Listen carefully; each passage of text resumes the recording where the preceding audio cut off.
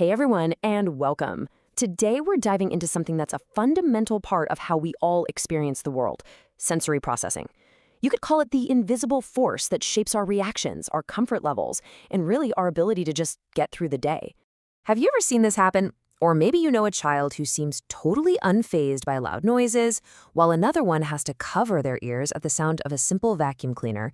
You know, these aren't just personality quirks. They're actually really important clues about how someone's brain is interpreting the world around them. So here's our game plan for today. We're going to start with what sensory processing even is. Then we'll get into our 8, yep, you heard that right, 8 sensory systems. After that, we'll look at some specific challenges and dive into practical, real-world strategies. And finally, we'll talk about how we can all help build a more sensory-friendly world. Okay, first up, what in the world is sensory processing? Honestly, the best way to get your head around it is to imagine your brain as a really, really busy traffic controller, managing all the information coming in from your senses all day, every day. It's really a 3-step process that's going on all the time, and it supports everything from our behavior to our ability to learn.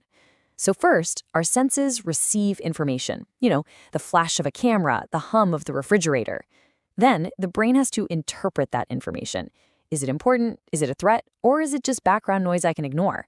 And finally, the brain tells our body how to respond. This command center is just constantly working, filtering out what's important from what's not, which is what lets us focus and learn and just navigate our day. But what happens when that filtering system works just a little bit differently? So which senses are we talking about here? We all learned about the 5 big ones in school, right?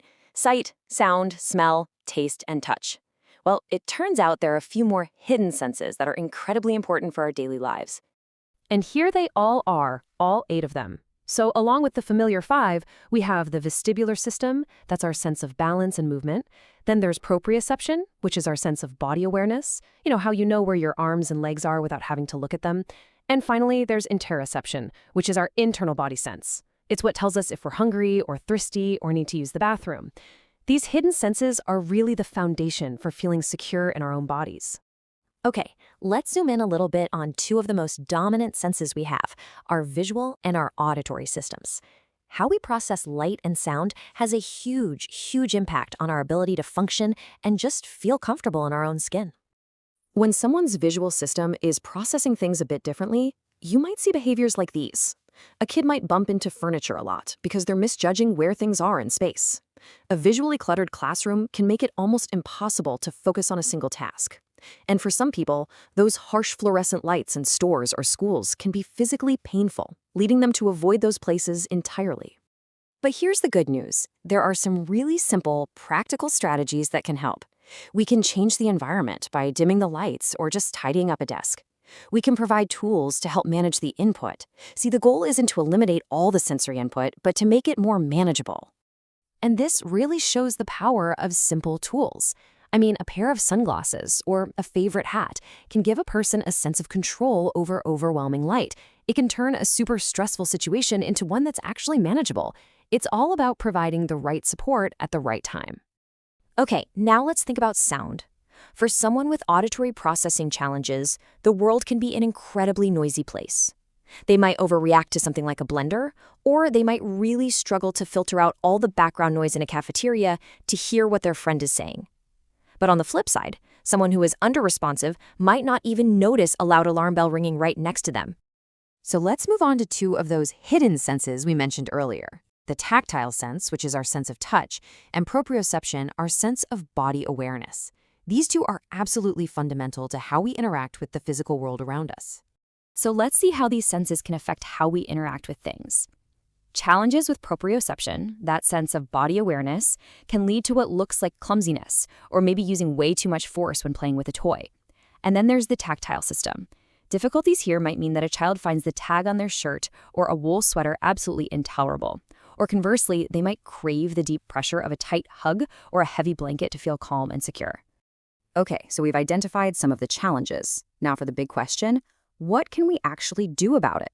Let's talk about building a kind of toolkit of practical, everyday strategies. Here's a simple 4-step framework you can use. First, you have to become a kind of sensory detective.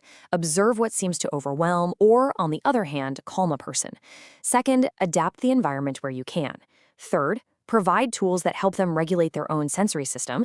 And fourth, and this one's a big one, remember that predictability and routine can be incredibly calming because it reduces the baseline anxiety that makes sensory overload even more likely to happen. This brings us to our final and maybe our most important point. Understanding sensory processing isn't really about fixing a person. It's about shifting our own perspective and changing the environment to better fit their needs.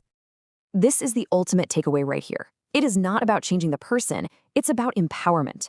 By understanding someone's sensory needs and providing the right supports, we give them the tools they need to navigate a world that wasn't always built with their nervous system in mind. So I'll leave you with this question to think about. Whether it's for your child, a student, a colleague at work, or hey, maybe even for yourself, what's one small change you can make? Maybe it's just dimming the lights, offering headphones, or simply understanding that sometimes hiding under the table is exactly what someone needs to do to feel safe. Thanks for tuning in.